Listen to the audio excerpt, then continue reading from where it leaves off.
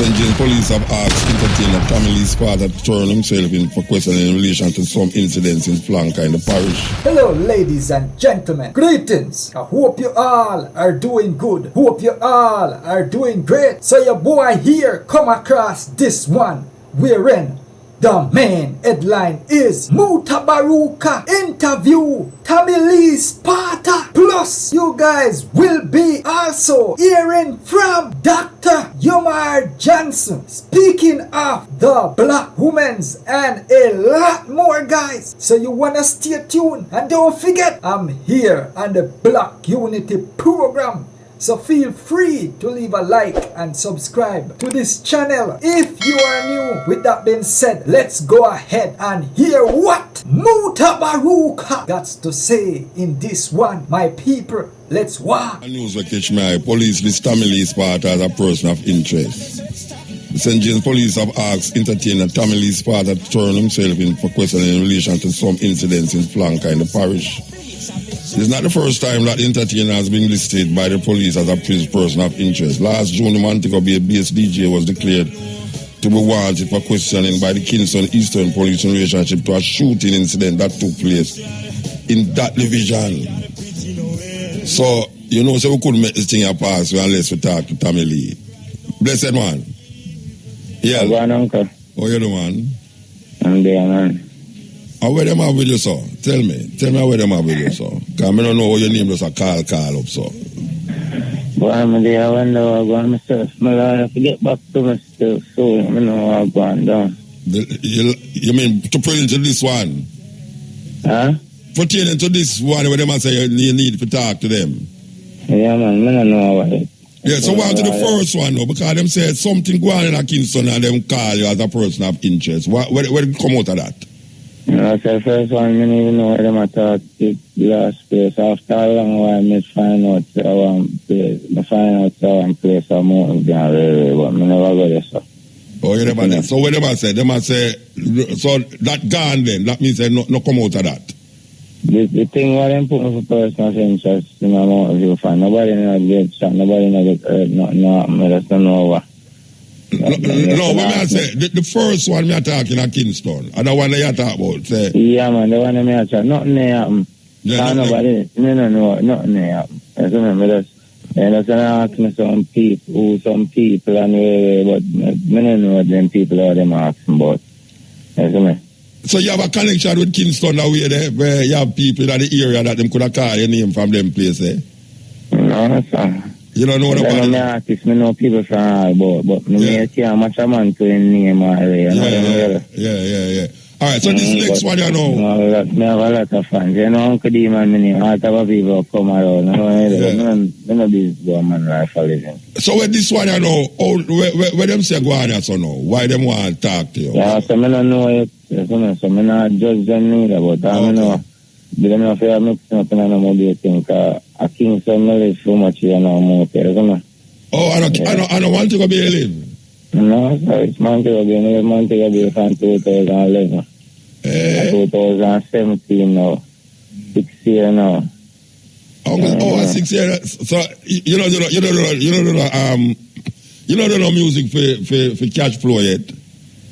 Cash flow. You don't know name cash flow. I'm not doing a song for cash flow. But you know how name cash flow though. Yeah, I know what I mean, but I can't match the face. Okay, you want that tune with cash? You want that tune with? No problem, I'm working with anybody. Him sit down here with me and tell me say him know you still. Cash flow. What's his scoop? You didn't know what's his scoop with him? No. How was I with him? No, you didn't know what's his scoop. Him work at IRFM, you know, cash flow. Him work at IRFM, man. Oh. So tell me something now. How many I hear no whole heap of music with you again like first time? I mean, I read them on them that man. I read them on them. The radio man them a style for you? Yeah, I saw them a style for me still. I don't know how to. I don't know what it is, but I work here, man. But them not really make me know what to work with. Because they not run with nothing where I can't say it. That's it. Them are run with. I can merge after that. You know what I mean? Yeah. So sometimes I kind of laugh. But my friends them have my back. You know what I mean? Yeah. Well, me see the para show at Dump Beach, the Vibes Cartel show business there, Dump Beach. I don't want to show you that, and I don't want to show me here. Anytime I have to show, I'll be a Vibes, they come with, man. You know what? Yeah.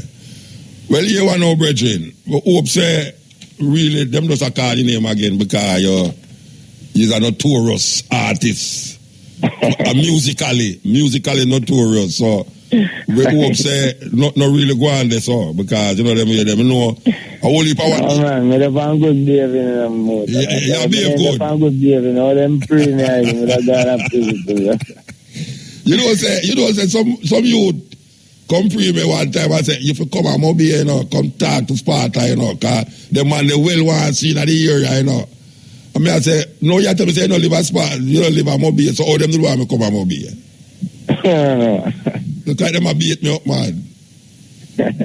They go here and say, no, it's true, I go visit Sparta, why things happen to me. At that time, Sparta don't know nothing about Douglas, so. And some man get beat up all the while still. Mobile is a place of his own, yeah, man. Yeah. Politics and anything and have nothing to do with Mobile. Mobile just have city of his own. One city, one little island. Yeah, and have nothing to do with no this and that and no good cup and no bad cup. Mobile is just a crazy person, man. And it's nice to not care if Mobile go on, but the party ever full everywhere around, everybody enjoy themselves. And 15 years me live down there. Eh? 15 years me live down there, so long as St. James there, in a place named Potosi District. On a Janzal. Yeah. You know Janzal? Yeah, man, I got Janzal about 2 times. Yeah, up there, so I used to live. For 15 years, we live up there. But, boy, I don't know, it kind of get away, you know, though. But me left Mobile, you know, from 2011, you know. That's about 6 to 7 years, you know. So all over the 10 ton 17, you know, motor. Yeah. Everybody had done big, man. And all over the 15 ton 21, 22, you know. Since you left? So, everybody just operate different, doesn't it? So, I don't know. So what make you left Mobile? I can't tell you why I left Mobile. What make you left Mobile? As music, I left Mobile and everything there. So I have to do a town and music and things. I get to love town, you know them way. So I just... I think it's a girl. Why you leave? No, sir. I know girl, why you leave? No, man. Okay, well. Anyway, one day me pass up on the road and yell you up, or you yell me up, or something that me can know. Because I see you already still, but from afar, from a distance. But I'm not a big this still, you know. So I'm just going to talk to people to my audience. But that's a simple thing, you know. Because then that's why I'm for questioning and thing, you know. But that's how them do more and make it thing look at time. Every minute me get a buzz and my things start grow back. Yeah. Man, I'm afraid to grow, man. Every minute me I grow, it's like them just come at me, man. I them think them run somewhere, you know, man. Like I say, me just go and chill, you know. Yeah. I'm a court done, man, so I can fry again and do my thing, you know them way there. Yeah, so you have the foreign show line up? I have Africa to go and one other place. All right, sir. All right. Well, I have Africa, I have, my name again. Might not see look yet, man. You take too long. Go, man. That's there, sir. You take too long to answer that, man. You know, it's not seal up yet. You don't get no guarantee yet, so that's why you forget. If you didn't get the money already, you'd already remember. Yeah, something, man. No, man, I get paid for so show, man. I have show book. I don't know artist thing, man. And then the name of manager now, man. I remember I show them. Okay, all right, yeah, sir. So I do much show, man. I not to pray and thing, and put up posters on them. You just go with them saying, I'm going to put up my posters, then I come like a cops them a seat and I got to show them. Yeah.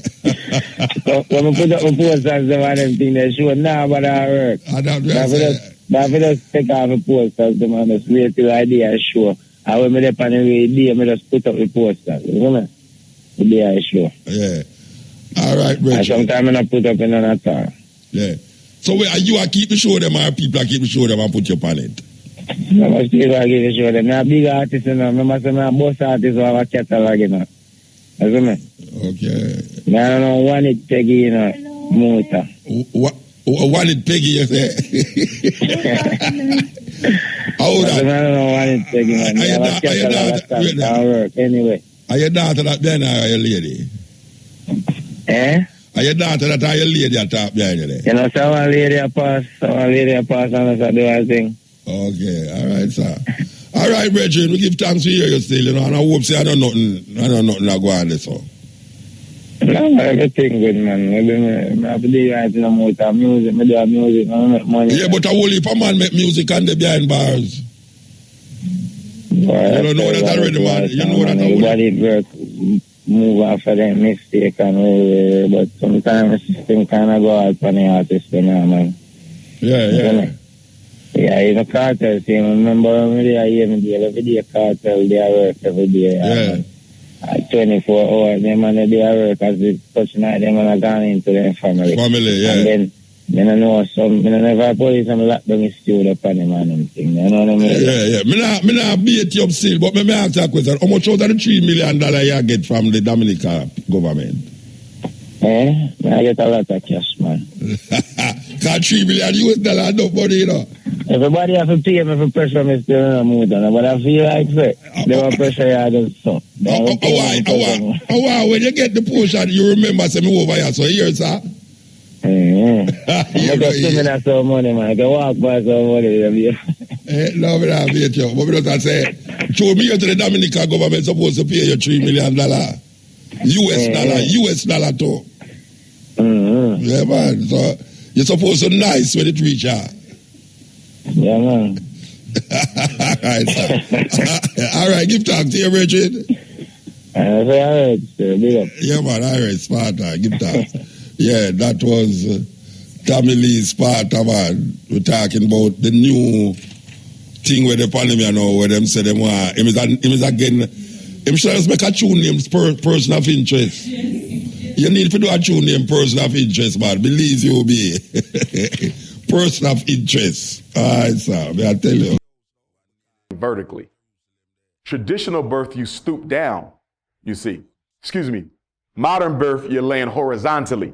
Traditional birth, it's vertical. You stoop and your hips loosen and they help pull the baby. In other words, gravity is to your benefit with a traditional African birth. These white folks are putting us on tables. So there's very little benefit of gravity. I mean, they tilt the table somewhat, but it's not the same type of effect if you're stooping down the way you go to the bathroom to relieve yourself. And I think black women need to recognize that the way in which you're having the child isn't conducive to the natural flow of childbirth in the first place. In a recent podcast, I heard you say something which is very true, but people don't want to hear it. You said women who wear weaves are not at peace with themselves, right? I felt you should have added the men and people who are a part of this epidemic of cosmetic surgery. A lot of times people, the big thing is the BBL, right? But we approach it from a more humorous standpoint. Ha, ha, ha. There's nothing funny about it. When I see people with weaves, when I see people with the silicone and the BBLs, I see inner turmoil. Of course. I see a lot of struggle where you are so displeased with yourself that you put yourself through the surgery. Of course. There's nothing to be joked about. I think we joke about it too much and we criticize it too much from a comedy standpoint. And we don't see the psychological impact or the psychological turmoil, spiritual turmoil a person's experiencing to do these things to themselves. I would say, as I've often said, that people who are not at peace with themselves will often try to reinvent themselves from the outside in. You can't reinvent yourself from the outside in. You have to reinvent yourself from the inside out. All this surgery, cosmetic surgery, men and women, all this wig and weave and European hair color, all of this are signs that the person wasting all this money on trying to look like a different person is not at peace with themselves. They are not happy people. You can't be. Happy people are not overly preoccupied with how they appear to others. That is a mental illness, to be that preoccupied with your physical appearance that everything else in your life takes a back seat. And my biggest concern for my sisters, and I love all of them, you know, whether they are artificial or real, let me clarify that. I love them if they are getting surgery, not if they're changing their gender. I got an issue with the whole childhood transgender movement, but just sisters who are getting surgery to look more womanly. My concern for them is when they become elders, when you get older, you got artificial breasts, you got artificial buttocks, What is going to happen when you're 70 years old? What happens to those breasts when they get heavy and saggy? What happens to those buttocks? What happened to those packs inside your body when they begin to bust? I don't think our black women are looking down the road long enough to life after their prime when they are still going to have these artificial objects in their body. Or are you going to get them surgically removed? Maybe they'll just get them surgically removed at that time, I guess. Is there any research that discusses how toxic fake breasts are after a certain amount of time? Is there any research that addresses how toxic the butt injections or the butt implants are after a certain amount of time? Do black women even know whether these things are cancerous after a certain amount of time, as we now know the fake hair to be? I'm just concerned for the long-term health of black women. And for those black women who are carrying a child, how does that affect your ability to carry your child if you got a tummy tuck, if you got liposuction, if you got a part of your stomach taken out so you can only eat so much food so you don't get overweight again?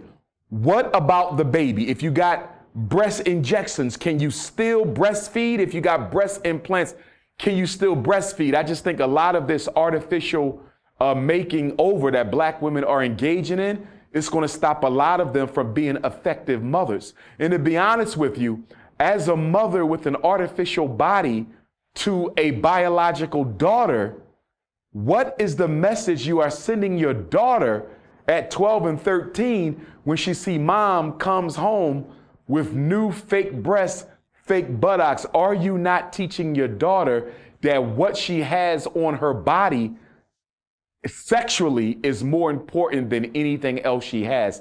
And to me, that's the message that black girls are getting. How I look is far more important than who I am, what I think, and what I have to offer the world. I think it's a very dangerous message that's going out to men about black women. Well, what about the psychological? Well, as far as the psychological impact of it, I believe the psychological damage is already done once you get on the table. I think the psychological issues are impacted even further by the fact that after a certain amount of time, a lot of these women are not even content with the new body they have because they don't understand how the mind works. If you are not at peace with yourself, it's because of something going on inside.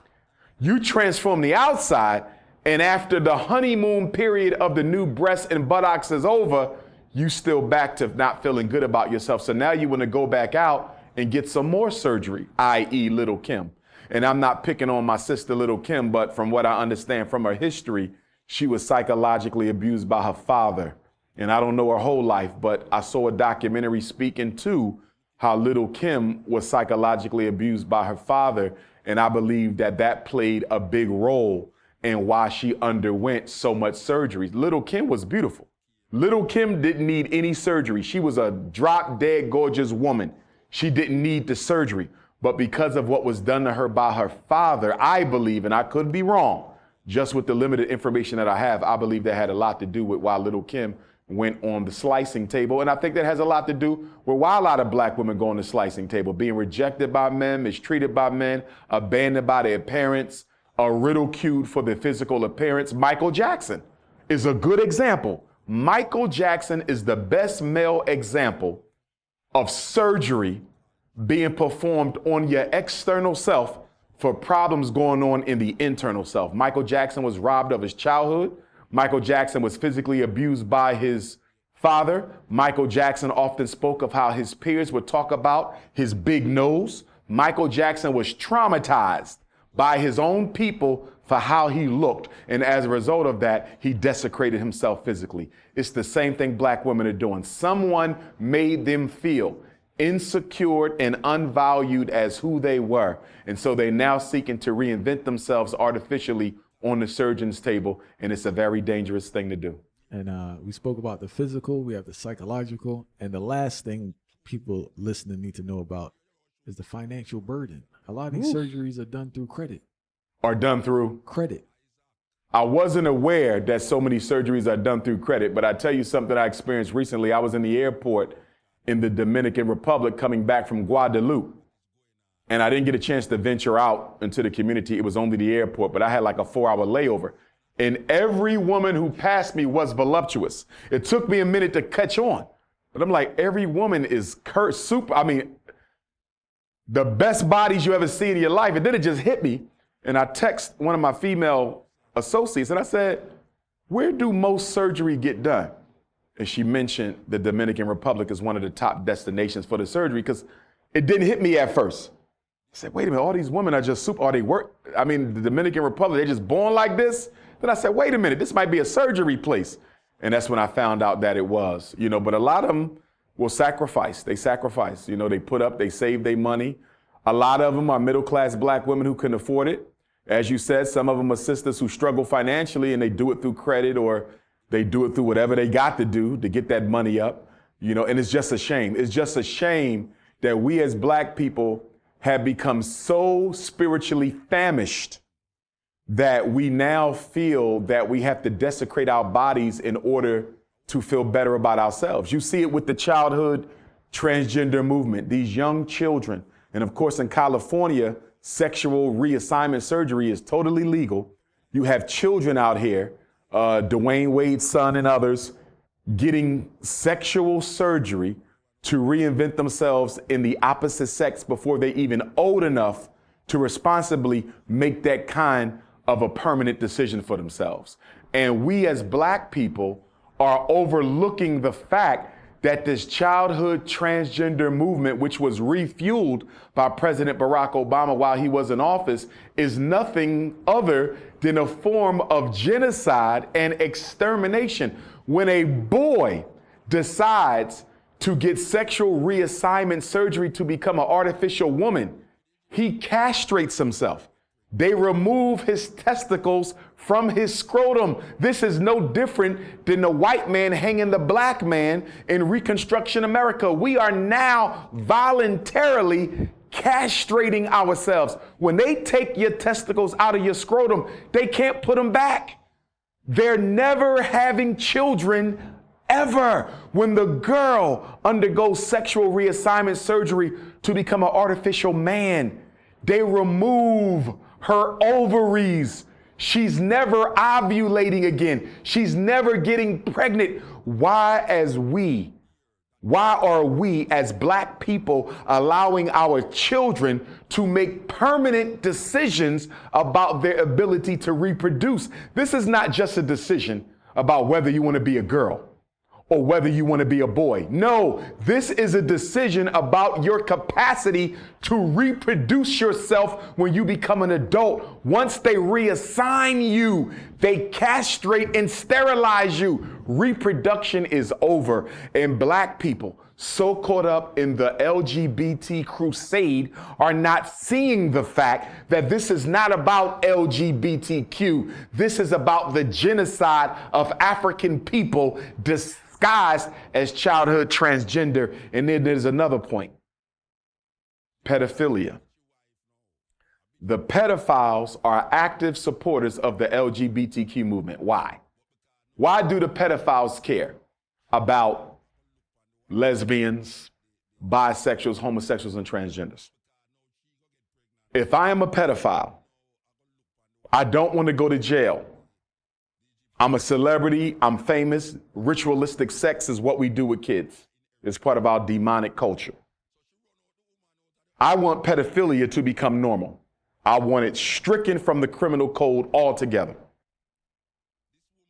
I'm going to push LGBTQ because if a child is old enough to decide that they want to live their life as the opposite gender, if a child is old enough to decide, I want permanent sexual reassignment surgery, if a child is old enough to decide, I never want to have children, take my testicles, take my ovaries.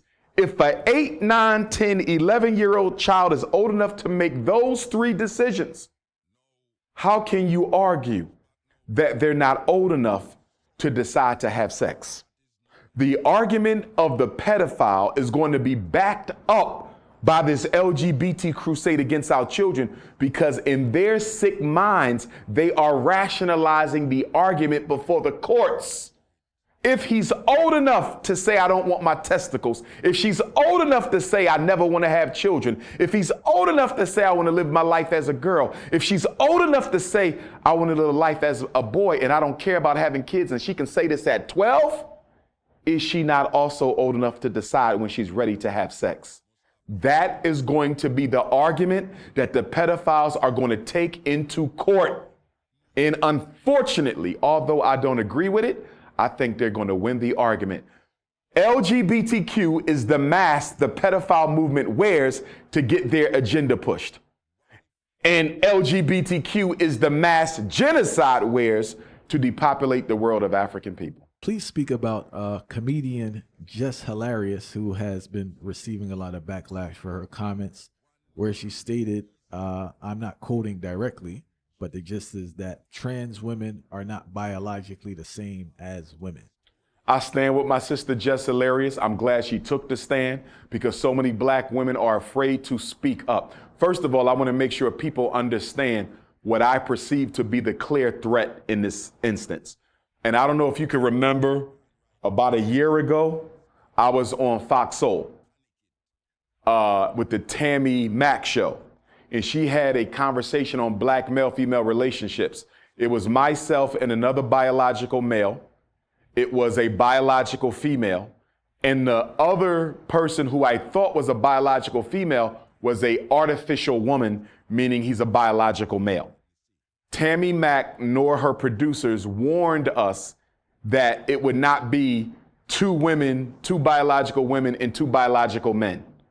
She snuck the transgender in and didn't tell us. Why would a black woman be having a biological male, AKA artificial woman, discussing women's issues, black women's issues, as if he were a woman?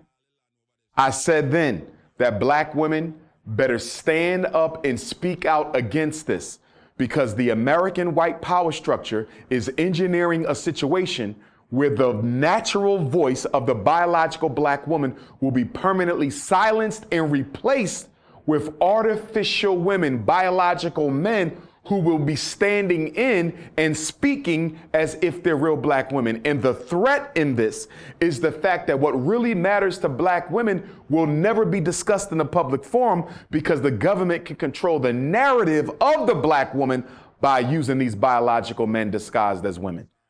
So what Just Hilarious is doing is important. It's critical that it gets done. We're not going to allow her to get canceled. She's doing the right thing. A biological man can never be a biological woman. He will never get a menses. His breast will never develop milk. He will never carry a child. Last time I checked, women have an XX chromosome. Men have an XY, if I'm not mistaken. It doesn't matter how much sexual reassignment surgery you get. You will never have a double X chromosome. Men cannot be women. They can only be made to look like them. Women cannot be men. They can only be made to look like them. But here's the difference. I don't really see biological women living as artificial men trying to speak for black men. I don't see that. I'm seeing biological men living as artificial women trying to speak for black women. And I think the reason why this agenda is in play is black women, unfortunately, not because there's anything wrong with her, but because of the oppression of black men, she's the leading political voice. The black woman is the most educated in our community. The black woman is the most financially stable in our community. So from the perspective of the white power structure, the way that they're seeing, we've already neutralized black men as much as we can for now. We now got to work on these black women who are becoming increasingly more militant and politically conscious. They see the woke black woman as a threat now. They used her to subdue the man. Now we got to subdue her. So what we're going to do is use these artificial women, these biological men disguised as black women, and we're going to let them be the mouthpiece so we can control the narrative. I hope sisters recognize how important what Just Hilarious is doing. You cannot let the white power structure silence your voice and replace you with biological men disguised as women. The last point I want to say on this issue with Just Hilarious as it relates to the racist agenda to replace the authentic biological black woman's voice with an artificial biological man's voice disguised as a black woman. Black women have to take some responsibility for this because black women, many of them, were open proponents of homosexuality. Black women thought it was cute. They thought it was funny. They have black male friends. They hang out with black gay men. The reason black women got to be held partially responsible for this transgender issue, where they want to silence their voice with an artificial woman's voice, is if you supported homosexuality as much as black women did, you allow black men to go to the edge of the diving board. Now he wants to jump off the diving board into the water. He says, I no longer want to just be gay or act as a woman. I want to live as a woman. That's the leap that was made from homosexuality to transgender. So although I'm standing in solidarity with my black queens, I need them to understand y'all helped give birth to this biological man reborn as artificial black woman phenomena that the government is now going to try to use to silence your voice. Black women helped encourage this move. They didn't know it would lead to this, but I need them to see how not looking long enough or being visionary enough, looking at the long-term consequences of the stuff that we support, you actually provided the momentum for the transition from homosexual to artificial woman. I think the reason a lot of black women were comfortable with black gay males is, number one, they accepted them. The black gay male was able to understand them in a way that they wish the heterosexual black male would. Black women have a need to be accepted and honored by black men. For women who could not get that from a heterosexual, they substituted it socially for the homosexual. In other words, a black woman wants a close relationship with her father. She can't find a black man to have that type of intimacy with, not sexually, but psychologically. But the gay black male can do that for her. The black woman needs a man to talk her issues through. She can't talk about the rape with her dad. He don't understand. She can't talk about the molestation with her brother or her uncle. She can do it with the gay black man. So I believe the gay black man for the black woman became a substitute upon which she could thrust a lot of her internal issues that she never felt comfortable with enough discussing with heterosexual male. And it's not the fact that he's gay. It's the fact that he can take her perspective better because he's trying to be her. Can Black Americans effectively implement mutual aid societies to improve their collective financial, social, and health status? That's a great question. Can the American African create beneficial mutual aid societies to improve ourselves economically, politically, socially, and otherwise? Absolutely. The oldest mutual aid society in American African history was founded in Philadelphia. And it was founded by Richard Allen, the father of the AME Church, and Absalom Jones. And it was called the Free African Society. Free African Society, where blacks during the revolutionary period came together with their money and financed their cemeteries, financed care for their elders, financed schools, financed churches, financed life insurance. This is Black Wall Street before Black Wall Street. And this is during slavery.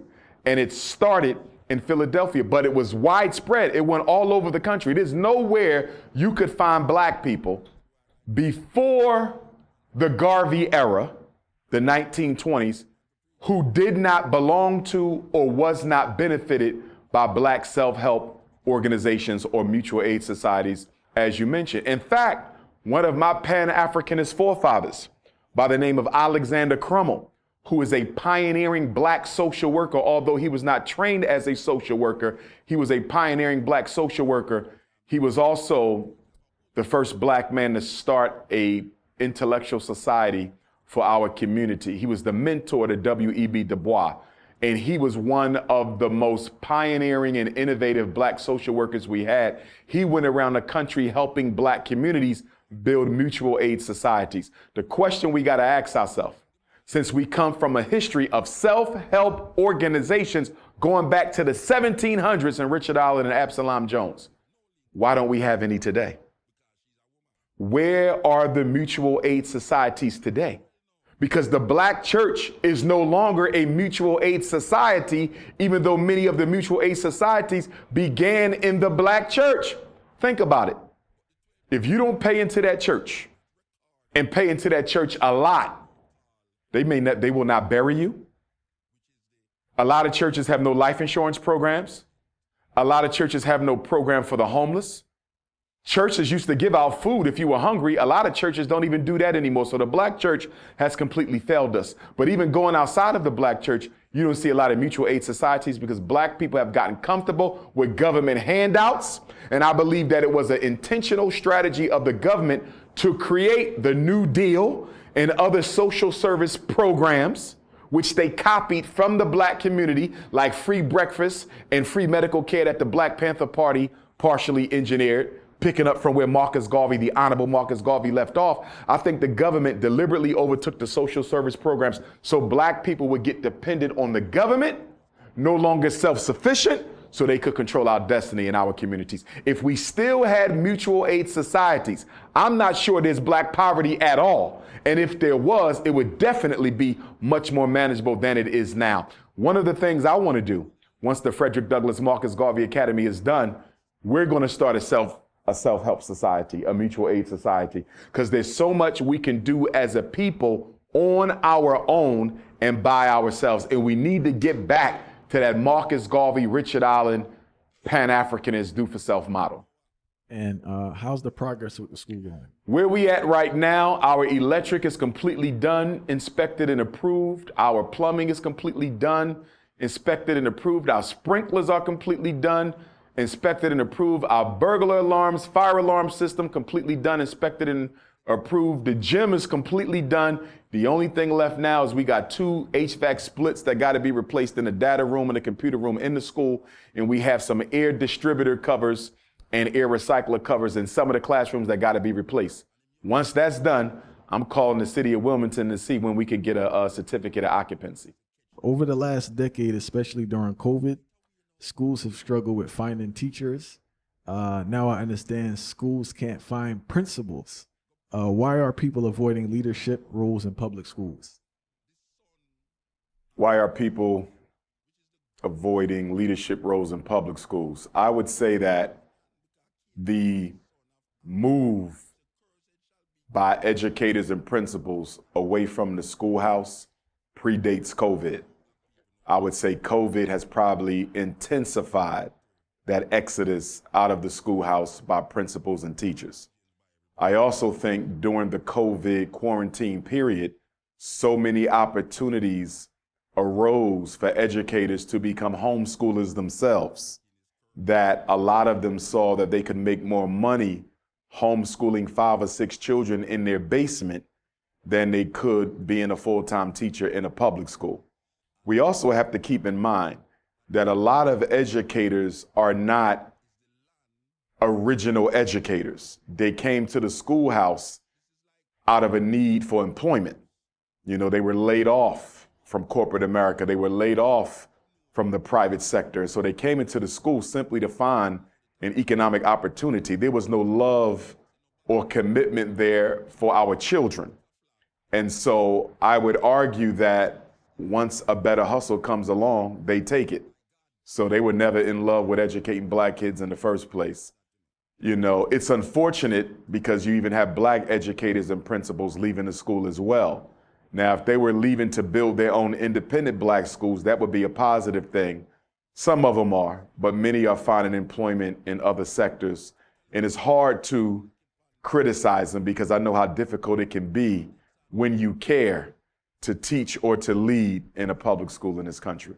And that's what I learned, that those who really care don't stay. Yeah, it's tough. Because, and also they get overlooked a lot for higher level positions. So when I was with the school district of Philadelphia, and of course I hear about this across the country, other districts I've worked with and professionals I work with, if you are a good teacher and you're Black, it works against your professional advancement because they want to keep you in the classroom. Whereas a white person will come in with not even having half of your experience, and after 2 years, they're downtown making 3 times as much money as you. And you're trapped in the school because you are good at what you do, so they want to keep you there forever. So unfortunately, it's difficult for good Black principals and good Black teachers to get promotions for that reason. They send the white people downtown because they know they don't care, so they give them, ironically, the better administrative job, and they trap you in the schoolhouse. That's not fair. But the bigger question for the Black teacher and the Black principal, why have you not organized and come together to build an independent Black educators union? We don't have one.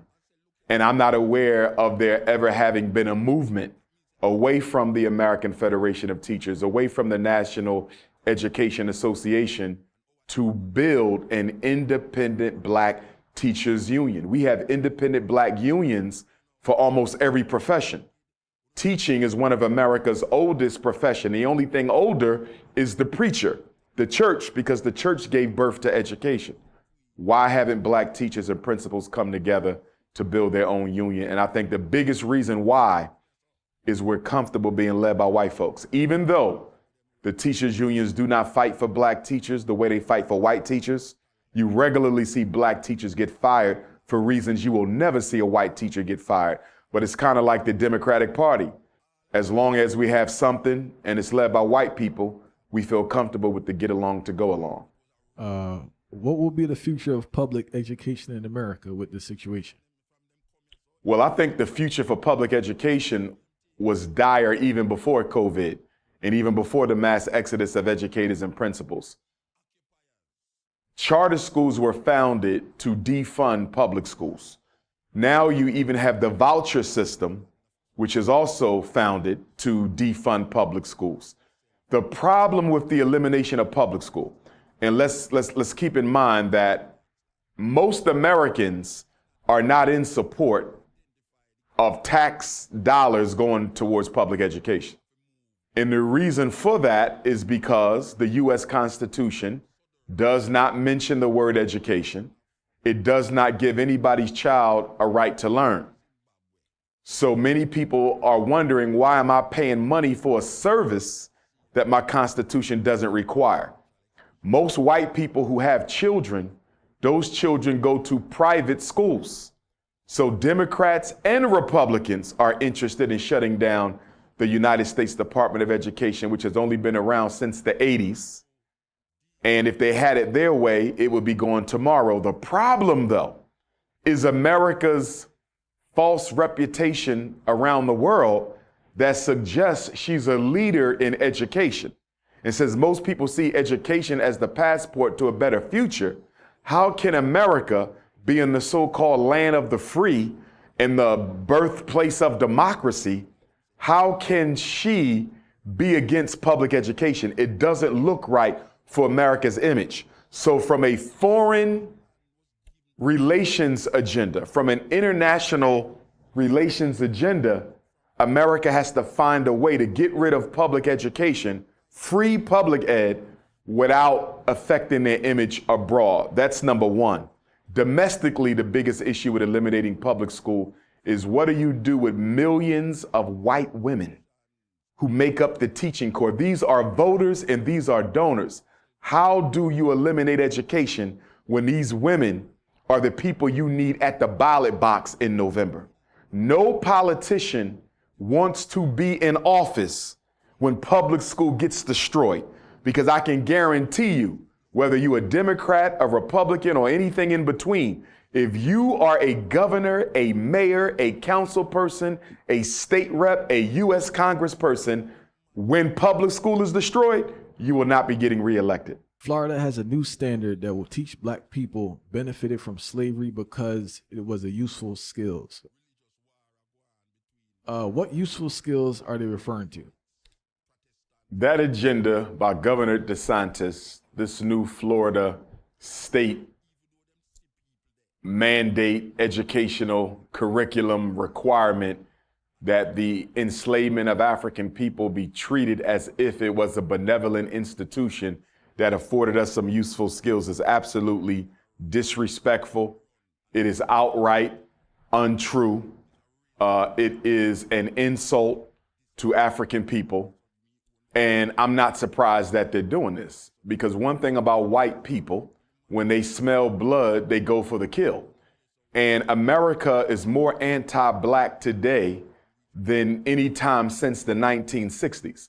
So if black people are going to stand by and let white people trample all over their self-respect and their dignity and their human rights, that's exactly what they're going to do.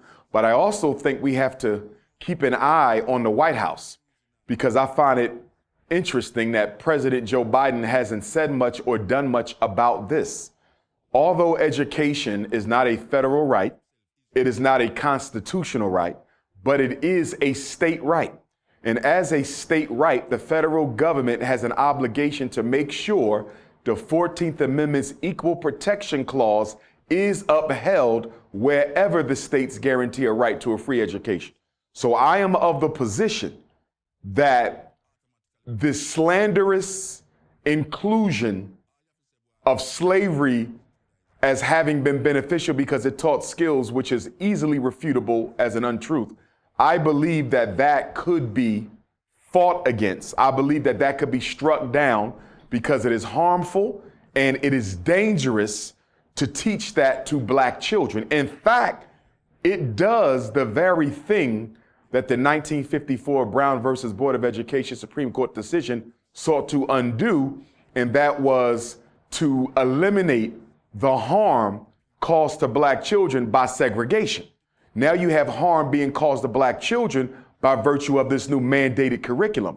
So I'm wondering why the Justice Department, I'm wondering why the Secretary of State, I'm wondering why President Joe Biden himself has not taken this up as a 14th Amendment issue. In fact, what the president could do with the stroke of a pen is tell Governor DeSantis and any other governor in America where there is a law that forbids the teaching of slavery or racism, if this is what you want to do, if you want to teach that slavery was beneficial because it taught skills, then guess what? We're going to cut all your federal funding.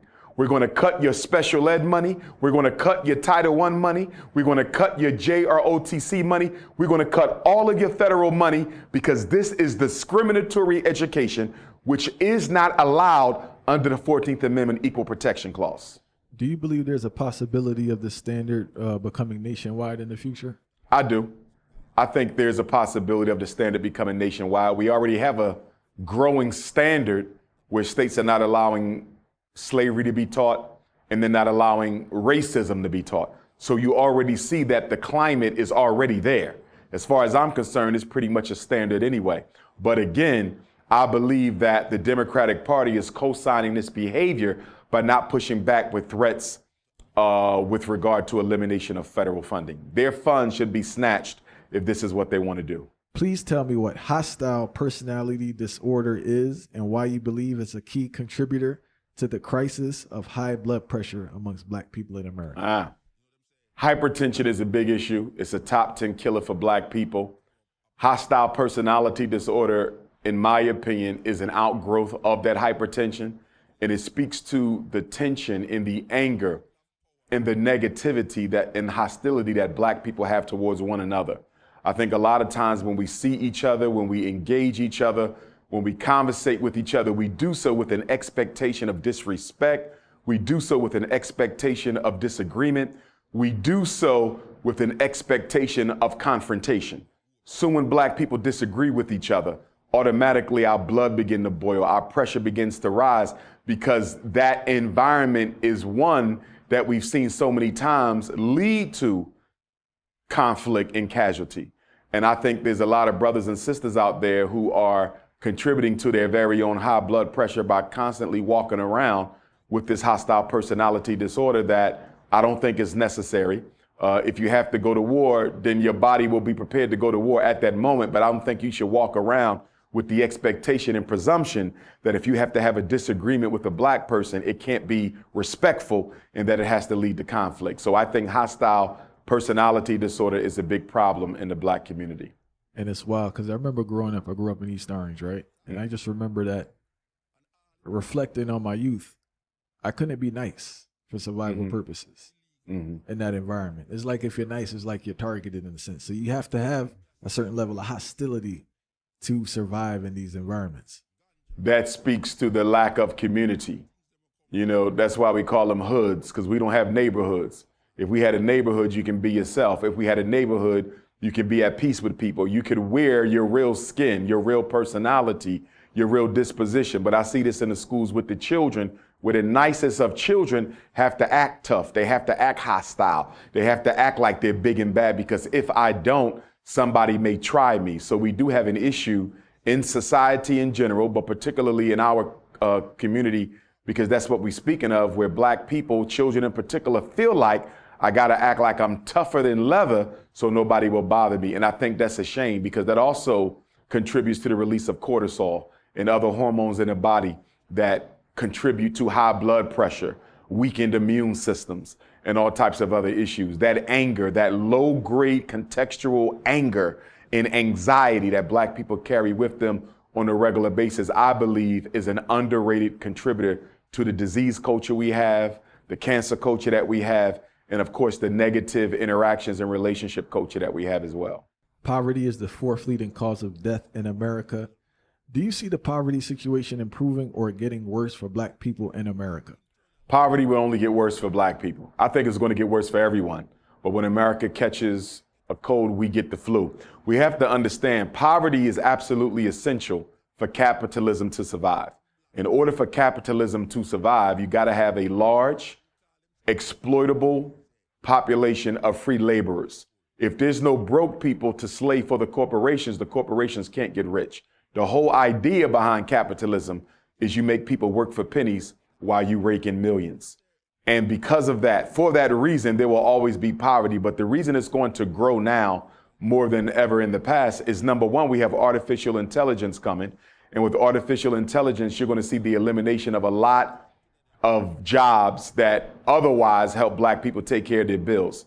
I read recently McDonald's laying off thousands of people, Walmart laying off thousands of people, Microsoft laying off thousands of people, Google even laid off thousands of people. So when I look at artificial intelligence and when I look at the advance of technology, it appears that it's going to lead to an ever shrinking, a smaller market for employment.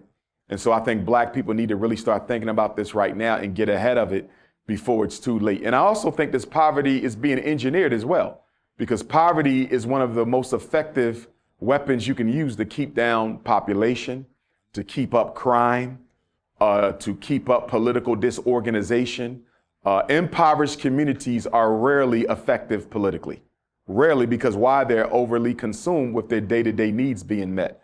So I think a lot of it is being engineered. You know, in the black community in particular, we know that they came into our community and destroyed the economic foundation, the industrial building trades back in the 1970s. They induced the poverty to give rise to the mass incarceration system in the single-parented, female-headed household. So I think a lot of it is engineered, but most of it is a byproduct of capitalism. And one of the things I try to get black people to see and to understand, capitalism only worked because they had a 500-year head start through our enslavement.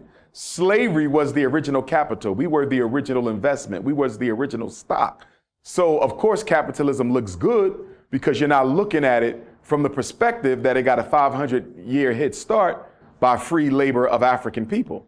Capitalism is not a system for humanity. Why would you want individuals to dominate the economy that everybody has to use in order to live? Capitalism is exploitation, and poverty is one of its side effects. Statistics say black women in America are 5 times more likely to get an abortion than other groups, which I feel is wrong. But people who are anti-abortion usually approach the issue from a moral standpoint.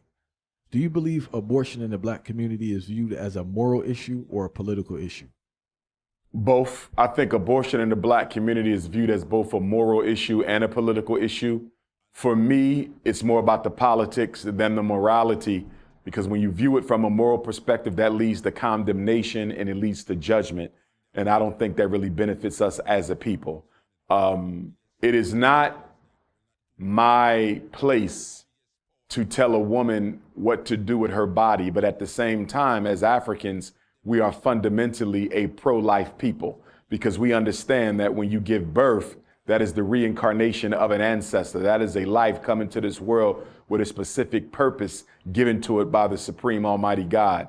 So we have to look at it from the spiritual perspective. You're actually stopping the destiny of the universe and the destiny of the black race by aborting that child. With that being said, if you have a young sister who doesn't have any family support, you have a young sister who's the father of her child isn't interested in being there, he don't want the child. You have a young sister dealing with poverty, and people are constantly telling her that you don't want to have a baby this early. And then you look at the reality that young mothers tend not to graduate high school on time, if at all. They often tend not to graduate college, if at all. Now, we all know dozens of black women who achieved in spite of, but there's so many thousands more who did not. But I think we have to look at the fact that we have aborted over 3 million babies since the 1970s. I mean, we have to look at the fact that Margaret Sanger and Planned Parenthood International and her Negro Project were all part of the American eugenics crusade to get rid of black life. It's no secret that 75% of Planned Parenthood abortion centers are located within close proximity to black communities. Even when you look at what Planned Parenthood is doing in the Caribbean, what they're doing in Africa, if you look purely at the numbers. I heard Dr. Amos Wilson once say, black people have severe case of myopia, right? A lot of things we say are not there, are here. We just don't see them. For example, many programs and businesses black people say that we need are there, but they don't support them. What's your thoughts about that? Well, shout out to Dr. Amos Wilson. I think he was the greatest black psychologist in American history. And I think he was the most relevant black scholar of the second half of the 20th century. And like myself, he was a doctor of clinical psychology and a Garveyite Pan-Africanist. I do believe that we have many institutions and businesses that are not getting the support that they should, as black people complain about the need for them. But at the same time, when we're talking about the critical institutions, the banks, the hospitals, the schools, the supermarket, the distribution and manufacturing, I don't believe we have nearly as much as we should. You know, for example, you take the hospitals. We owned and controlled over 500 hospitals in American history. That's nearly one per year. You can hardly find them now. We only have about a handful of black hospitals. Independent schools, truly independent, that operate inside of a traditional school building, not in somebody's basement or kitchen table, you're probably looking at 3 dozen. If you look at truly black-owned banks, you probably may have about 2 or 3 dozen of those. So when you look at the critical institutions, we do have black farmers, but we don't have a network and a relationship between the black farmers and the black communities to get their produce out to us. And of course, we don't have the supermarkets to sell that produce on a regular basis. So when you're talking about the critical institutions, the schools, the banks, the hospitals, the supermarkets, the manufacturing and distribution, we are at a significant loss for those things. The institutions that matter most, we are at a loss for them. Now, we have restaurants and barbershops, and we need restaurants and barbershops, but they're not critical institutions. Why? Because you can get your hair cut at home. You can cut your own hair. I cut my own hair. I've been doing it since high school because we was trained to do so at my high school. So you can live without a beauty salon. You know, women can do hair in the house. You can live without a restaurant. You can cook your own food in the house. So, you know, although they're good to have, they're good conveniences, they're not necessities. Hospitals save lives. Banks invest and build communities. Supermarkets, you know, build the family, build the body, take care of the dietary nutritional needs. Schools prepare the children. Manufacturing provide our people with their daily necessities. Distribution provides jobs and allow black people to get the things that they need around the planet.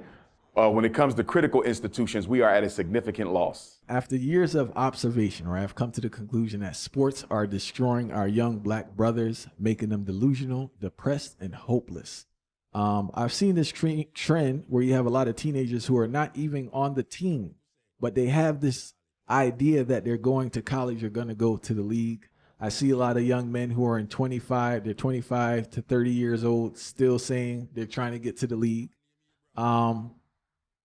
During this period now, they're not developing any skills to provide for themselves or society. Also, which you know about, parents living through their child, which contributes to it, and which I know you're going to talk on, the amount of attention given to athletes. What are your views about the relationship with sports in the black community? I think that sports are overemphasized in the black community. And I think this ties into a legacy coming from slavery, where black men and black women our worth was determined on our physical attributes. And to a large extent, it's still the same way now. If you are an athlete, the way in which your worth is determined is identical to the way in which the worth of an enslaved African was determined. It was your output, your strength, how fast you could work. You look at the NFL combine, you look at the NBA workouts, it's nothing but a slave plantation. The only difference is you're being paid money.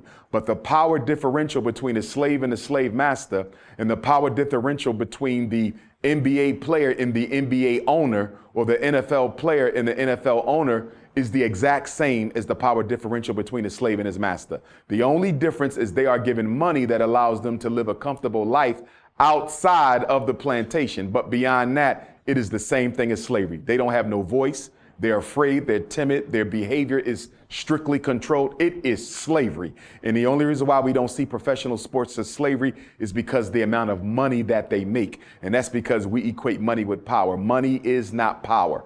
Money buys you access. Power gives you the ability to control outcomes. These athletes do not control outcomes, and most of them don't even control their own lives. I also think that we have to look at the fact that the black community overvalues sports and athletics, and we undervalue academic excellence. The child who gets straight A's and B's, the child who's mentally gifted, the child who aced his SATs, the child who's in the top 1% smartest children, best reading scores, math scores, science scores, language scores, they will never get the attention of the basketball standout, even if he's an academic failure. They will never get the attention of a football standout, even if he's an academic failure. He could be failing 3 classes and he's still going to get a big trophy at the end of the year for helping them go to the playoffs or win the playoffs. He may have no future after he leaves that school that year, but because he won the championship, got us a trophy, we're going to put him on a pedestal. But the kid who's likely to come up with a cure for cancer, sitting right in his classroom, is not even going to be mentioned. And so we have to look at how we as a people have allowed public school culture and black community culture to overvalue athletes and entertainers and undervalue our children who are academically excellent. That's on us. And then you have to look at the fact that our children don't have access to role models in those careers where they live. The dentist don't live in our neighborhood. The surgeon doesn't live in our neighborhood. The engineer doesn't live in our neighborhood. You barely find black teachers and black principals who live in a predominantly black neighborhood. Most of your black bourgeoisie, your middle class, is moving into a white life. So how are black children going to have access to role models that might make them think twice about wanting to be an athlete or entertainer when they're not around? They're going to gravitate to what they see. And what do they see in their neighborhood? Aspiring rappers and aspiring entertainers and athletes. And what do they see on the television? Rappers who made it and athletes who made it. So whether they're outside on the street or in the house watching YouTube, all they see is black men who overvalue athletics and entertainment, even though these are low potential careers. And what I mean by that is the likelihood of you becoming rich or wealthy or being good enough in athletics or entertainment to live comfortably off it is very slim. You have a greater chance of being struck by lightning than you do of becoming a professional athlete or entertainer. But no one's telling our children this. And this is one of the reasons why I believe we need to bring the industrial building trade programs back into our communities. Because I do believe that even if he wants to be a rapper, even if he wants to be a basketball player, If he doesn't make it, and he's a licensed plumber, a licensed electrician, a licensed welder, a licensed auto mechanic, a licensed HVAC contractor, he can still live a decent life for himself. But right now, black boys in inner city schools are only given 3 options: go into the military, become an athlete or an entertainer, or go to jail. And Umar, I want to touch on 3 things before we move on. First thing is this: in regards to basketball, I can speak about, right? I think there are about 250,000 high school boys, seniors in the country. There are only like 1,000 something spots. Out of that 1,000 spots, you have JUCO players coming in. That's probably going to take 200 or 300. Mm-hmm. You have overseas players. So let's just say there's 600 spots for 250,000 people. Most are not going to make it. Even if you get the spot, you have to stay there. There's no such thing as a 4-year scholarship. Every year you have to renew based on your performance and basically your relationship with the coach at the end of the day, right? Another part I want to touch on, in defense of people who leave the neighborhood, not single people, but people with children. They want to put their children in a different environment. That's why it's kind of hard to stay, especially if you have, because I have conversations with my peers about this. It's a hard decision to make. Do I want my child to grow up in the environment I grew up in, or do I want my child to grow up in another environment? There are pros and cons to both, because if they don't grow up in my environment, they're missing out on stuff, but at the same time, they're not being exposed to stuff. Then when you put them in a different environment, suburban, white environment, they're missing out on stuff, but at the same, they're exposed to stuff, but they're not exposed to other stuff. So it's like a two-edged sword in a sense, you know? Here's what I would say. If I had to make the decision between, and I'm gonna start with school and go to community, but if I had to make the decision between putting my child in a white private school versus a black inner city school, I would probably go with the black inner city school. The academics are going to suffer, but I can supplement that myself at home. But if I put my child in a white suburban school and they destroy my child's self-esteem, he or she may never recover. And I've actually seen this happen as a school psychologist, where the self-esteem and the self-belief and the concept of our children were destroyed in a year's time at a white private school, and sometimes the children never recover. So for me, I think it is safer from a psychological perspective for them to remain in the hood versus go into the suburbs. Now, in terms of safety of my family, it is a tough decision. And I would not criticize a black person, parents who took their children out of the ghetto and put them in a white suburb if they were actively trying to remake that ghetto into the community that it needs to be. My issue is not so much about where you raise your children as it is about what is your commitment to creating the thriving black communities that we need. To move out and turn your back on the black community, that's an insult. But if you say I'm moving out because I cannot afford for my daughter to be snatched up and I can't afford for my son to be murdered senselessly, but I'm still in the community playing my role for the children, and I'm doing whatever I can to fight against gentrification and homelessness and crime and high school dropout, I can respect that, because although your family does not sleep in the hood, you are still active in the hood. I can respect that. But a lot of what I see are black families who abandon the black community totally once they get out into the white suburb. And we got to keep in mind, you can be abducted in the suburbs just like you can be abducted in the ghetto. You can be killed in the suburb just like you can be killed in the ghetto. So a black man and woman are safe nowhere in America. But again, I can understand that move to the suburbs for the babies. I can understand it. But you yourself should never abandon the community. And I respect that, right? There's a third thing I want to touch on, but I have to jump back. When you spoke about the self-esteem in the suburbs, I have seen personally, I have witnessed this, where the self-esteem has been destroyed being in the inner city when you're an intellectual person. So it's a tricky situation. So it's like you go there, yes, there may be a situation due to the racial dynamic at the school that can really destroy your self-esteem. But being in another environment where, as we just spoke about, academic excellence is not praised, but actually criticized and ridiculed, you also can have your self-esteem destroyed in that environment also. I can see that. I was one of those straight A kids. You know, I can remember jokes being made about me because of my tendency to excel in the classroom. I wasn't the brightest, but I was among the top of the students. But the impact that had on me over the long run was minuscule compared to what could have happened to me when I lived in a white neighborhood. I can remember one time when we did live in a white neighborhood. And I remember I had white playmates. And I still remember I was in second grade and the white man came across the street and knocked on my door and told my father that he didn't want to see me near his children anymore. I still remember to this day. So let me compare the insults of my peers in the ghetto in the Black North Philadelphia school, okay? And let me compare that to one time hearing this white man tell my father he didn't want to see me around his children anymore. You know what affected me more as a child? It was what that white man said to my father one time. That weighed more heavily on me than all the insults of my peers put together. At the end of the day, I'm riding with the ghetto against the suburb. All right. And the third thing I want to touch on back to the sports was we didn't talk about parents, right? There's a very toxic culture, sports culture across the board. And obviously we're included, where the parents themselves have a one-track mind for their child. They're using the child for this meal ticket. There are two things. The parent is trying to relive their childhood through the child. Then the other aspect is the parent is trying to get a meal ticket from the child. I've seen that. I see it all the time. It's one of the biggest problems I think we have in the Black community. I remember one time getting a phone call from a father. He said, Dr. Umar, I need you to talk to my son. I said, why?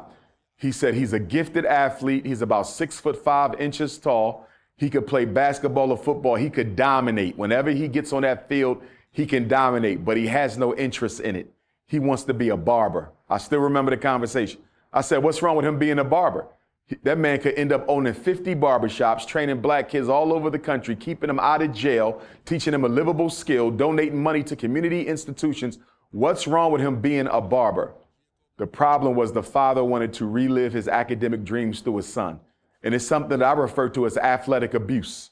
Athletic abuse, when a father or mother, but it's usually the father, because they didn't achieve what they wanted to achieve in the world of athletics, they now put that burden on their son, who may not even be interested in being an athlete, but because they want to please their dad, they don't want to disappoint their father. They get into football, get into basketball, get into baseball, get into track, get into boxing, simply because they want to please their father. And it's a very dangerous road, because they can end up losing themselves and losing their father if they don't succeed or decide that they want to walk away at a certain point. It's a very big problem in the Black community.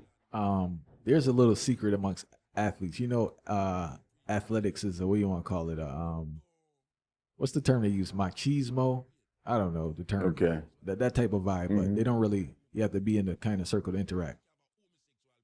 Many athletes only play the sport for attention, right? Okay.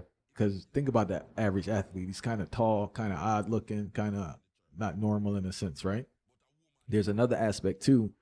Athletics was the only vehicle of approval and attention from their own parents or guardian.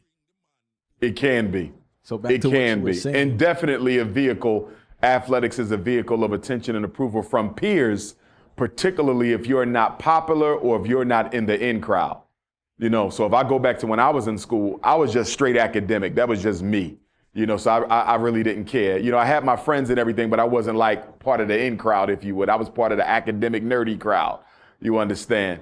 And I could see where some children may not have been self-assured as much as I was, where let me get into this to see if I can earn some more stripes with the popular people in the school. And I do agree with you that a lot of children do end up going into sports, especially if they're good at it, to try to attract a following, to try to be initiated or accepted by those who get the respect in the community and within the school.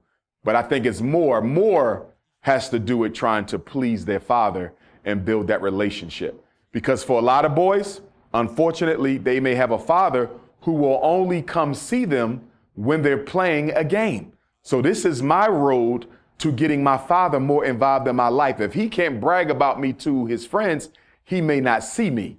So, you know, I think there's a lot of different ways in which that athletic abuse operates in that father-son relationship. And sometimes mothers feel powerless about intervening because they do recognize that through athletics, you can learn a lot of lifelong traits and skills, the teamwork, the team building, understanding how to live with loss and being humble in victory.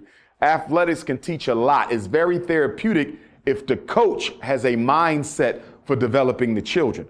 But when a coach has a mindset that is all about wins and losses, that coach can also end up being guilty of athletic abuse. I've seen coaches destroy the self-esteem of children as much as I've seen fathers do it. And when the father is the coach, if I could be in charge, fathers could not coach their own sons unless they had a psychological evaluation. It was deemed healthy enough to do it, because there's nothing more tyrannical than to be an athlete with a narcissistic father as your coach who you got to go home with. Nothing is more tyrannical. We recently interviewed a brilliant brother named Lawrence Ija, who spoke about the issue amongst Black elders across all industries and walks of life, not passing the baton to the younger generation, which has led to stagnation of growth and the discouragement and resentment amongst the younger generation. Have you witnessed this? I have. The Black community suffers from a lack of intergenerational transfer of power.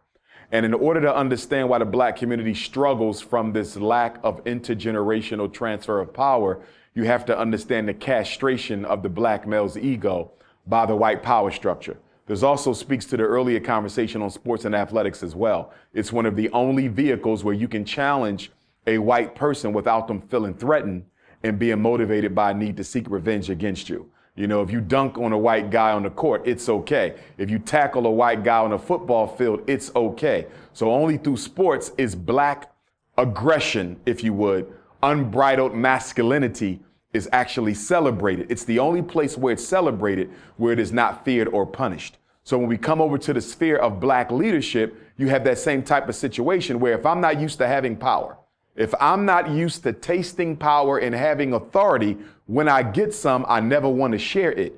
We have to realize that most Black men have suffered from some form of psychological castration at the hands of the white power structure. We are not allowed to maximize our God-given intellectual talents. As a result of that, when we come into the Black community and we become preachers or leaders, we can get so intoxicated with that authority that we never want to share it or pass it down. That's why you see so many Black elders in leadership positions. Not to say that we should ever throw our elders away.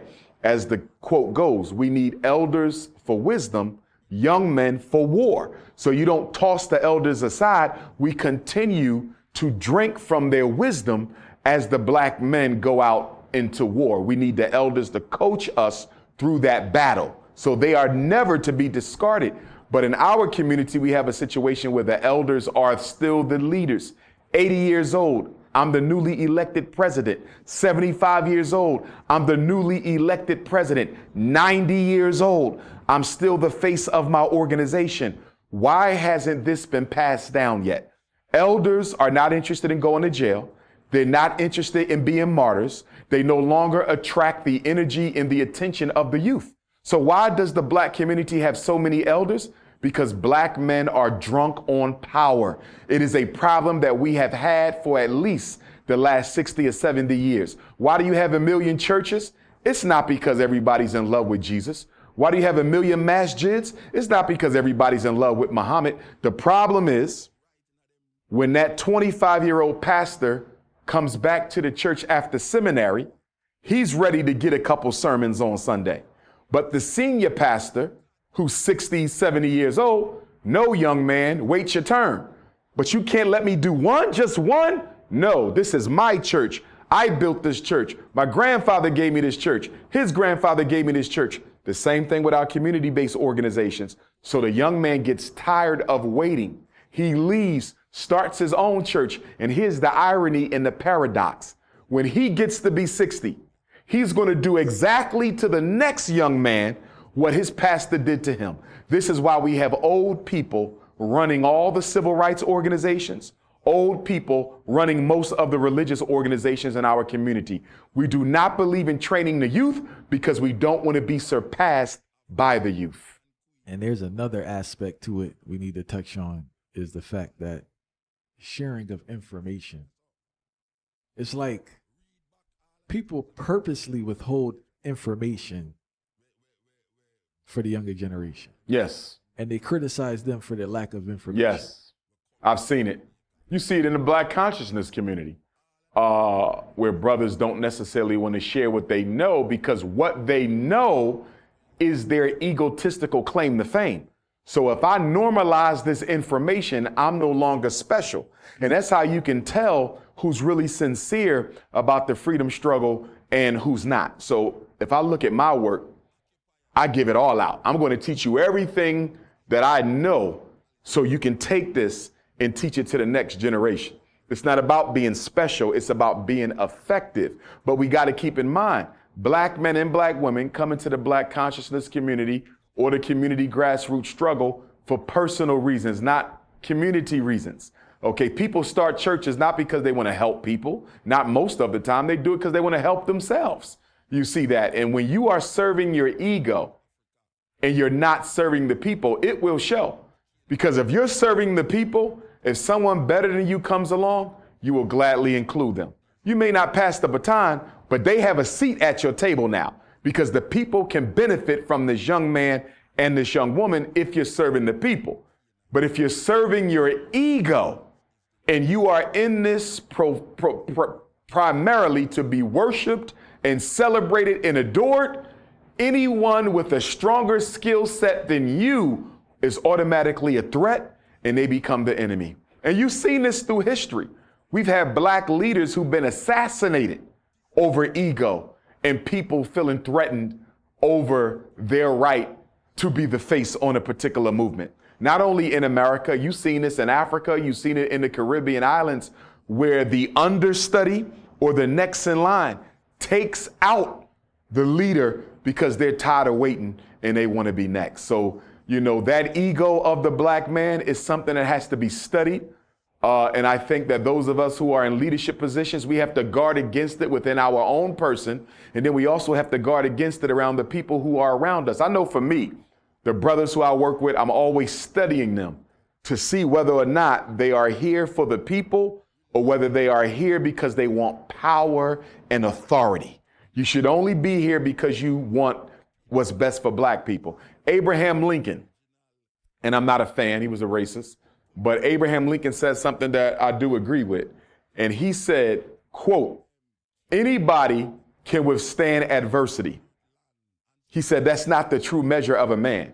He said, the true measure of a man is whether or not they know how to effectively use power. He said, give a man power, and that's when you really see what his true character and integrity are. Is it realistic to expect a politician to do things for an unorganized group? I'm not saying organized group, an organized group that has not funded their campaigns. Is it realistic to expect politicians to do something beneficial for a disorganized constituency? I have two answers. On the one hand, I would say yes, because if you are a sincere freedom fighter for your people, if you really sought office to improve the conditions of African people, whether they are organized or disorganized, you should struggle for them. You know, I look at Dr. King, I look at Malcolm. They were not politicians, but they struggled for their people.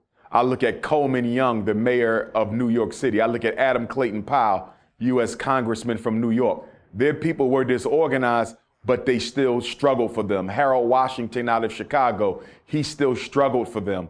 So I don't think it is I cannot accept the excuse that the reason I'm not serving my people is because they're not organized enough to finance my campaign or protect me from ridicule and slander from white folks who will see my work on behalf of the community as a threat.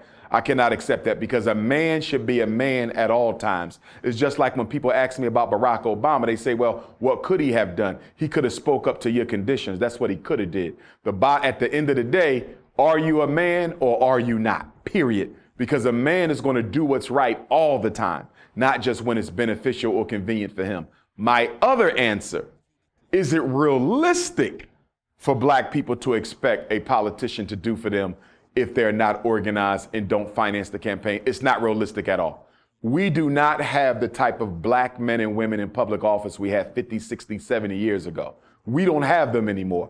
We have people who are self-serving, very scared of white folks, and they are not willing to stick their neck out for black people at all unless they sure that neck can come back to them. So I think black people have better recognized that, understand that. And to some extent, I'm a little defensive of the politician from the perspective of why should he or she risk it all for a group of people who doesn't value them enough to come together, organize, and finance what's going on. In order for electoral politics to be beneficial for African people, we have to organize and we have to weaponize our money and our votes. Until we select who we want to represent us and finance their campaigns, black elected officials will never benefit black people. Never. You'll never get black people in office to do the job we need them to do until we select them and finance them ourselves. But that's a conversation we don't want to have because black people are not interested in becoming economically responsible in the interest of their liberation. We will pray, we will march, we will vote. But don't you ever ask me to use my money for the collective best interests of black people. We don't do that. That is our eternal weakness, and that is why we are so effectively exploited financially by other groups. The black dollar is the easiest dollar to get in America because it is not partial to the man who owns it. The black dollar is colorblind. No other dollar in America is colorblind. The Jewish dollar is racist. The Arab's dollar is racist. The Latino dollar, the Anglo-Saxon dollar is racist. The Native American dollar is racist. What I mean by that, their money is partial to their community and does not like to touch the hand of anyone outside that community. But the black dollar, easiest dollar to get. It is not partial. It is not racist. It is not biased to black people. How can your money not be partial to your interests? That is insane. But that is exactly why we're dealing with economic devastation in the black community. Please speak about the Carlee Russell disappearance situation. Carlee Russell had a situation a few weeks ago, maybe just two, where allegedly she pulled over, saw a little kid walking, called her parents, I believe, then called the police and said, there's a kid here. She got out the car. Next thing you know, she went missing. She reappeared a couple of days later. I believe they saw a camera, saw her walking home. From what I hear, allegedly, her story didn't add up. Just the other day, she confessed through her parents that she made the whole thing up. The police also stated that the whole thing was manufactured. She could be facing charges. I hope she don't face charges. I hope she don't go to jail. I don't ever want to see a black woman in a prison. What I do want Sister Carlee to understand, because she's only like 25, she's a baby. But what I do want her to understand, you cannot play with abduction and kidnapping with black women. According to the United States government, 250,000 women were kidnapped in America in 2020. This is COVID. 250,000. Of those 250,000, 40% or more than 100,000 of them were black women. Black women are only 13% of the American population. How can 13% of the American population represent 40% of kidnappings and abductions? My point to Sister Carlee is, by you playing with this abduction thing as it relates to black women, you are giving the white racist media and the white racist American power structure the prerogative to spin a narrative that says black women are not being abducted as much as we say. Most of them are falsely claiming to have been kidnapped, and they are not. They can use Carlee Russell's situation and other black women who have done the same, it's only been a few, and use this as a campaign, as your sister Candace Owens is doing, to make it look like the kidnapping and sex trafficking of black females is being exaggerated. It is not being exaggerated. In fact, it's being underreported because a lot of them who go kidnapped or abducted are never reported at all. So I'm saying to Sister Carlee, she owes an apology to black women for what she did, because you are fueling a machine that coons like Candace and the white power structure are using to undermine the abductions of black women. See, in Carlee's situation, the whole black community came to her aid. Everybody was posting her on their page. I posted her on my page. I haven't seen a kidnapped black woman get that much media attention in a long time, if ever. So it hurts the pride of the black community that the person we did this for turned around to be an imposter who fabricated the whole situation to get attention from her soon-to-be baby daddy, allegedly. So Carly did us a great disservice with this, and the fact that it got national news media attention made it all the more worse, because now this is going to undermine the next black woman who is actually kidnapped, abducted, or sex trafficked. I need black women not to play with your safety. I want to say this, though. I have to say this. If Carly is guilty, Carly owes us an apology. Carly needs to get involved as an activist in black female sex trafficking and childhood abductions. But we have not yet heard from Carly. We've only heard from Carly through her parents.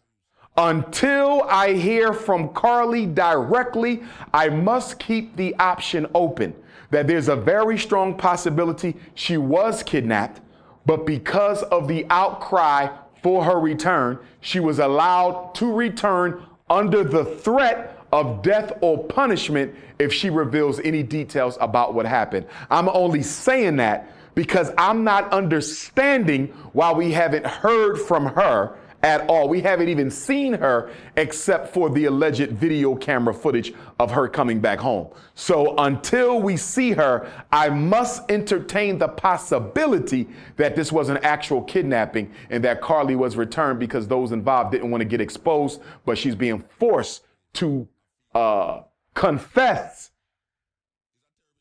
untruthfully that she was kidnapped in order to protect her life and the life of her family. I have to keep that option alive until I hear from her. Please talk about how the immigration laws passed in Florida will impact the economy and African-American employment. The immigration situation, in my opinion, currently is being pushed by the white power structure because they want to use the immigrants to replace black people. I've been saying this for about 5 years, maybe even longer.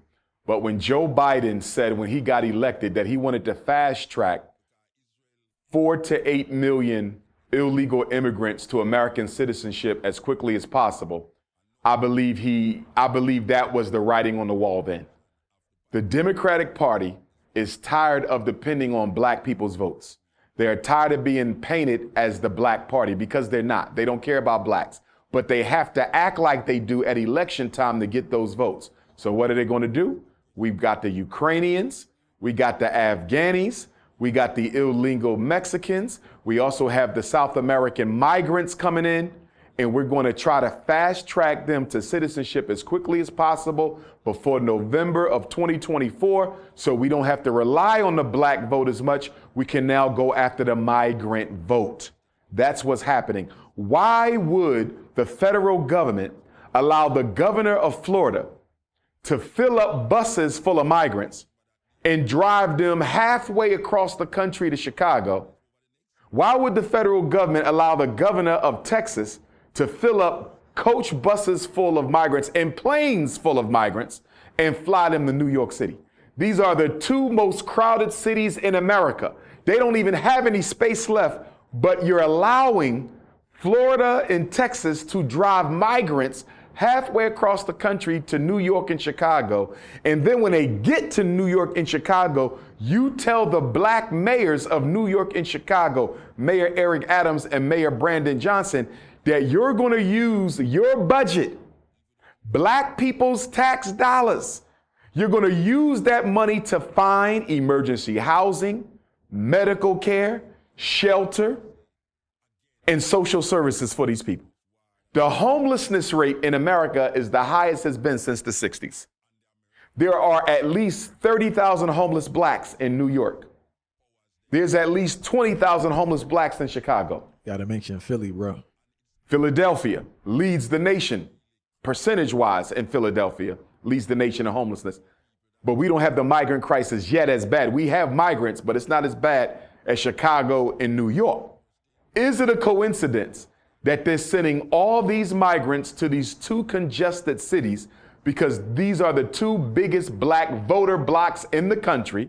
They're the two most socially and politically conscious black groups in the country. And because we don't want to answer to black people and we don't want to be accountable to black people, we're going to liquidate the Negroes out of New York and Chicago and turn these cities into migrant centers. That is exactly what they are doing. The same schools that they said they could not afford to operate in Chicago are operating now as 24-hour homeless shelters for migrants.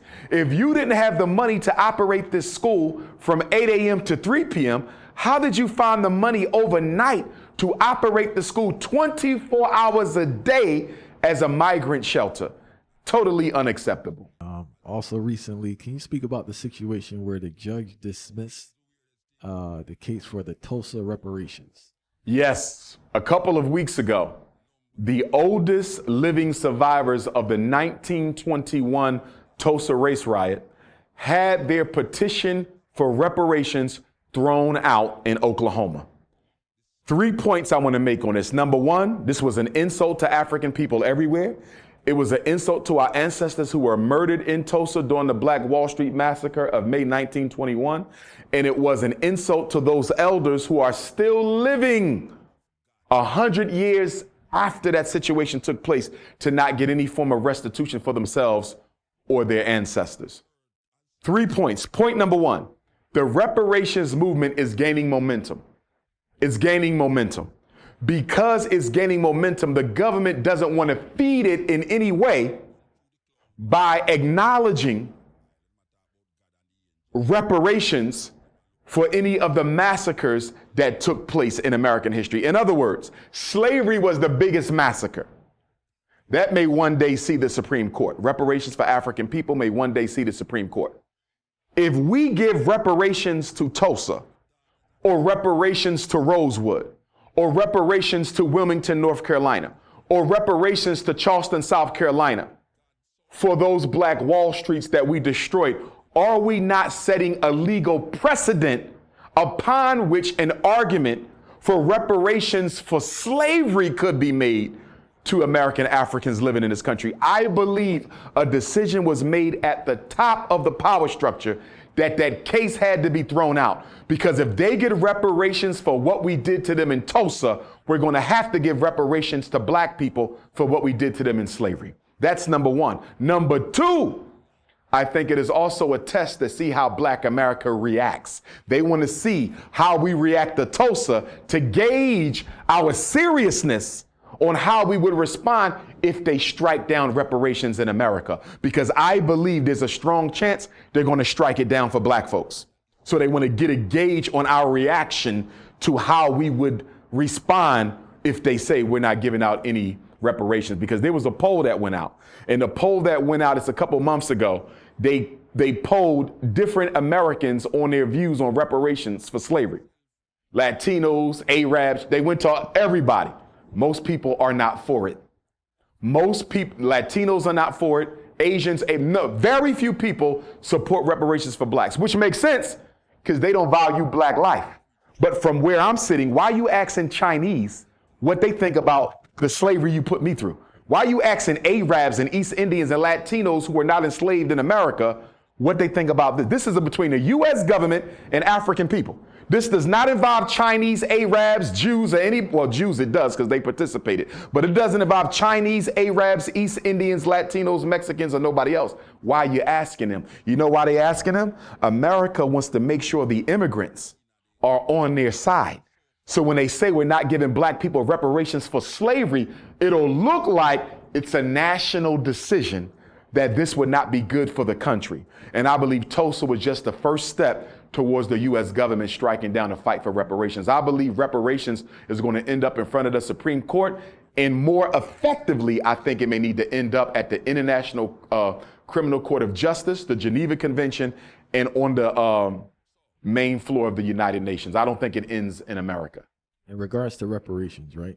I've heard a lot of different conversations and perspectives, but people fail to speak a lot about education. People need to be educated collectively as a culture to what to do with land or money.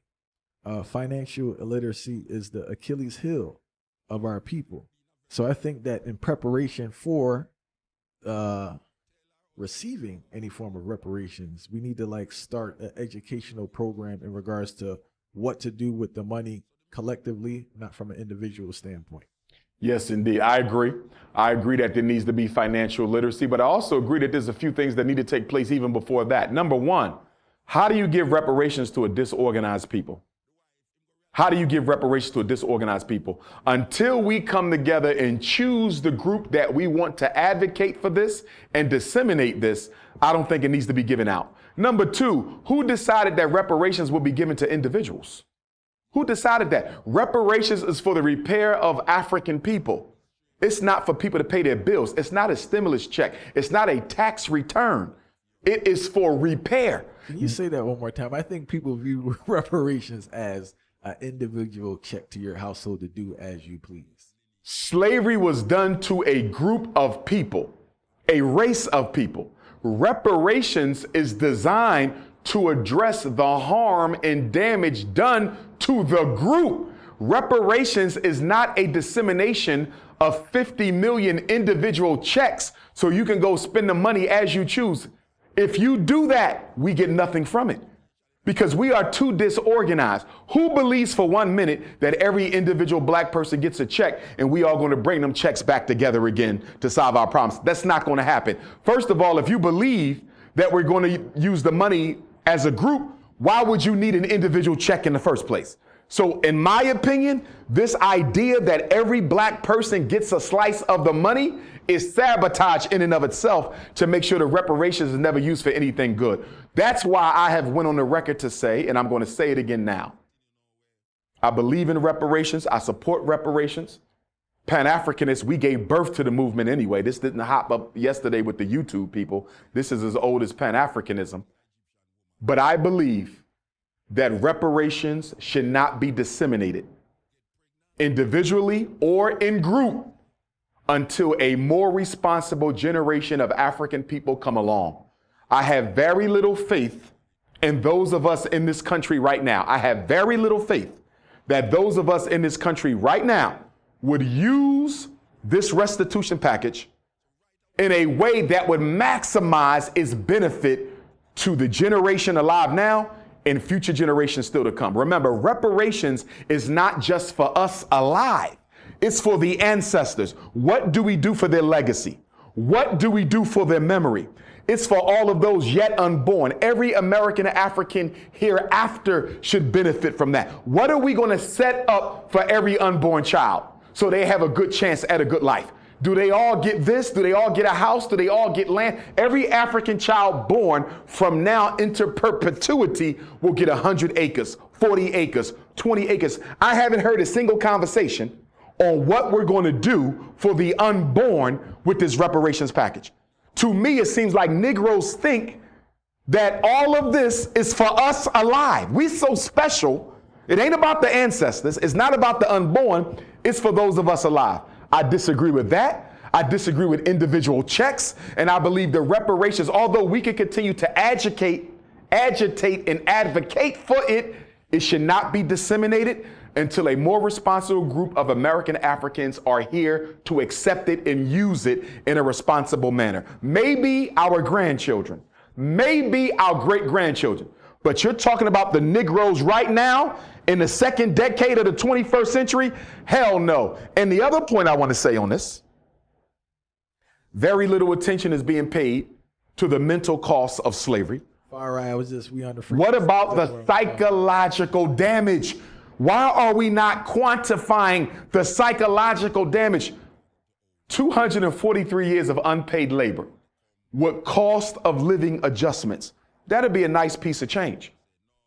But what about the psychological damage? The reason we even want reparations today is for what? The psychological damage. Why we snow bunny hopping? Why we killing each other? Why black women desecrating their bodies? Why black boys only want to be athletes? Why do our children still see black as ugly? Why we don't have our own banks, our own schools, our own supermarkets, our own hospitals, our own distribution, our own manufacture? It's because of the damage done here. Not the field labor. That ain't nothing. It's the psychological. Also, I don't hear enough attention being paid to land. I'm hearing money. Money is a trap. The worst thing we could do is accept a cash payout. And why? The American dollar doesn't have a mineral equivalent. It was taken off the gold standard decades ago. How do you allow someone to pay for the worst human crime in history with money that has no mineral value? Does that make it the worst crime in human history is going to be paid for by money that has no mineral value? Do you know what that means? He can give us, hypothetically, I'm going to give y'all $20 trillion. Don't you know tomorrow he can drop the price of the dollar through inflation? So what was 20 trillion is only worth 10. Another year we're going to drop it again. Now you worth 500 million and drop it again. Just through inflation, he can reduce the value of his worthless paper dollar. Why are we even having a conversation about money? Now, some people got upset. They said, Dr. Umar, what's wrong with us having some money? My brother, if the reparations demand list is what it should be, you should be able to earn your own money. I want land. I want resources. I want control of certain assets. I want certain rights and privileges that nobody else got. If I'm getting what I want, I don't need money because I can get money from all of this that I have. For example, black people, 60% of us are largely congregated in 10 states. California, Michigan, Illinois, Texas, Florida, New Jersey, Virginia, it's 10. And they're all seaboarding.